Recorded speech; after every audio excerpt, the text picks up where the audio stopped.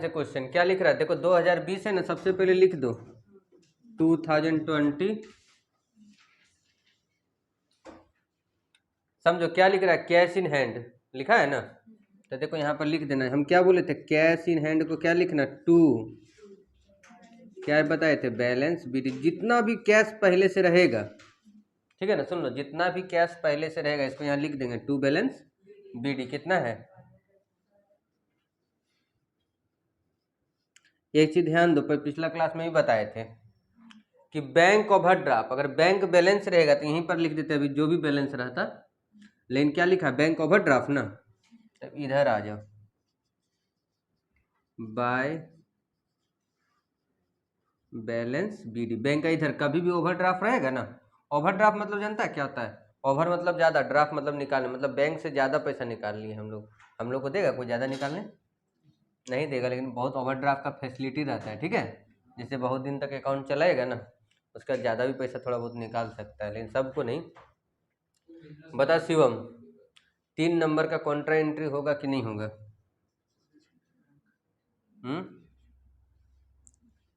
होगा पीयूष? ठीक है, हो जाएगा इसमें, बताएं क्यों, हम बताए थे 2 का कॉन्ट्रा एंट्री होता है, कैश डिपॉजिट का और कैश विथड्रॉ का, ठीक है। तो देखो यहाँ पर कैश हम लोग ने क्या करे, जमा कर रहे हैं ना, तो तुम लोग को पिछला क्लास का थोड़ा बहुत याद है दिमाग में, क्या बोले थे, कैश के बारे में सोचना। अगर हम लोग कैश जमा करें तो कैश हम लोग का इंक्रीज कर रहा है कि डिक्रीज, वाह, कैश जमा करेंगे तो इंक्रीज करेगा डिक्रीज करेगा ना। देखो कैश हम लोग के, तो तुम लोग जानता है हिंदी में अच्छा समझता, आ रहा है कि जा रहा है ना, ठीक है। तो कैश हम लोग के पास से क्या हो रहा है, जा रहा है, बैंक में हम लोग का पैसा क्या हो रहा है, आ रहा है। देखो बैंक इन, सॉरी गलती लिखे हम, बैंक इंक्रीज कर रहा है और कैश क्या कर रहा है, डिक्रीज, ठीक है। ये सिंपल है, पिछला क्लास में बताया ना, कैश जितना इंक्रीज करेगा, कैश या बैंक सब इधर लिखना, और जितना कैश और बैंक डिक्रीज करेगा ना सब इधर। सिंपल कैश, अभी हम लोग क्या बना रहे हैं, कैश और सीधा देखें, कैश हम लोग का इंक्रीज हो रहा है तो इधर लिखाएगा टू साइड, कैश डिक्रीज हो रहा है तो किधर लिखाएगा, बाय साइड। उसी तरह बैंक भी, बैंक इंक्रीज करेगा टू साइड लिखाएगा, डिक्रीज करेगा तो बाय साइड। हम पहले भी बताए, लेकिन फिर दोबारा लिख देते हैं, इंक्रीज इधर, जिसको हिंदी में बोलते हैं बढ़ रहा है घट रहा है, आ रहा है जा रहा है, ये ना होगा, इधर क्या हो जाएगा, डिक्रीज, ठीक है। अब देखो क्या बोले थे कि सबसे पहले कॉन्ट्रा एंट्री किसका होता है, कैश डिपॉजिटेड इनटू बैंक, क्योंकि इसमें कैश और बैंक दोनों आ रहा था। बैंक इंक्रीज, पैसा अगर हम लोग बैंक में जमा करेंगे तो बैंक क्या करेगा, इंक्रीज करेगा, करेगा ना, और कैश क्या करेगा, डिक्रीज। कैश का क्रेडिट साइड लिखे, और क्या बोले थे, C4 कॉन्ट्रा, ठीक है, C4 कॉन्ट्रा। और देखो तुम इसी का सीधा में उल्टा नाम लिखना, ऑपोजिट। कैश है तो क्या लिखेंगे, हम जैसे बताएं वैसे समझेगा तो बहुत इजी हो जाएगा, नहीं तो फिर बहुत दिक्कत होगा।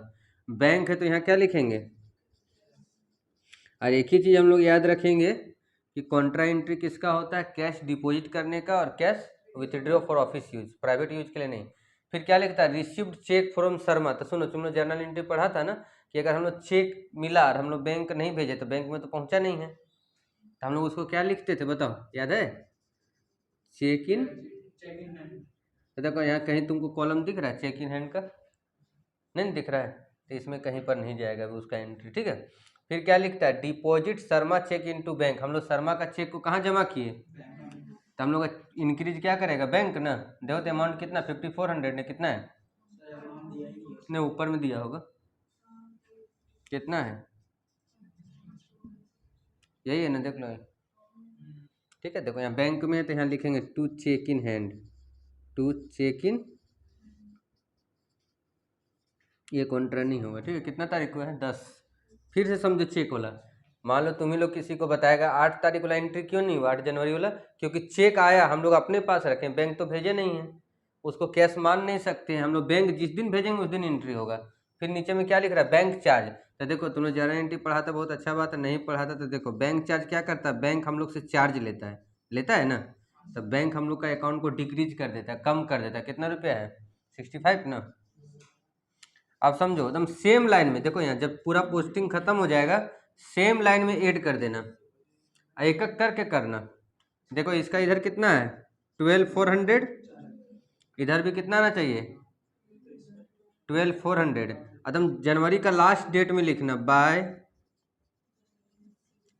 बैलेंस CD देखो, बहुत को ना पढ़ लेता उसका कहाँ CD लिखे सर, वही वही वही समझ में नहीं आता। 12,400 है ना, उसमें 3,000 माइनस कर दो, कितना बचेगा?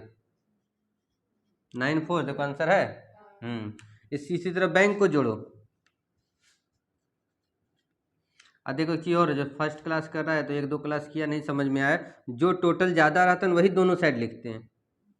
आज वाला क्लास में अगर एक चीज़ भी सीख गए ना कि बैलेंस CD कैसे निकाले हैं, टोटल कैसे किए हैं, ठीक है। तो जैसे देखो 12,400 आया ना, तो यही चीज़ हम लोग को दोनों साइड लिखना है। अगर शायद इधर आ जाता ज़्यादा, इधर आता 15, तो 15-15 दोनों साइड लिखते, ठीक है। इधर जो कम होता फिर इधर बैलेंस CD लिखते, ठीक है। अब यहाँ पर समझो, बैंक का देखो इधर 8,400, लेकिन देखो तो दोनों आँख से 8,400 दिख रहा है, इधर नहीं दिख रहा है। तो देखो 8,400 में पहले 1,400 रुपये माइनस करो ना, कितना बच जाएगा? 7,000। 7,000 में 65 चल गया, ठीक है। उसके बाद सुनो, हम क्या बोलते हैं, CD का BD तुम कहीं भी यहाँ पर आके लिख दो। जनवरी के बाद क्या आता है? फरवरी को टू बैलेंस BD। BD मतलब याद है, ब्रॉड डाउन, और CD मतलब कैरी डाउन। ब्रॉड डाउन मतलब पहले का बैलेंस इतना रुपया है, CD मतलब अभी का बैलेंस इतना रुपया है। जैसे हम लोग का है ना, अगर जनवरी का व्यू से सोचेंगे तो कैश इन हैंड हम लोग का अभी कितना बचा, एक महीना खर्चा उर्चा करके 9,400, बैंक में कितना पैसा, इतना। और जब हम लोग का फरवरी स्टार्ट होगा तो हम लोग के पास पहले से कैश में रहेगा कितना, 94। और फिर चलेगा इसी तरह अकाउंट चलते रहता है, जनवरी के बाद फरवरी, फरवरी के बाद मार्च। इसको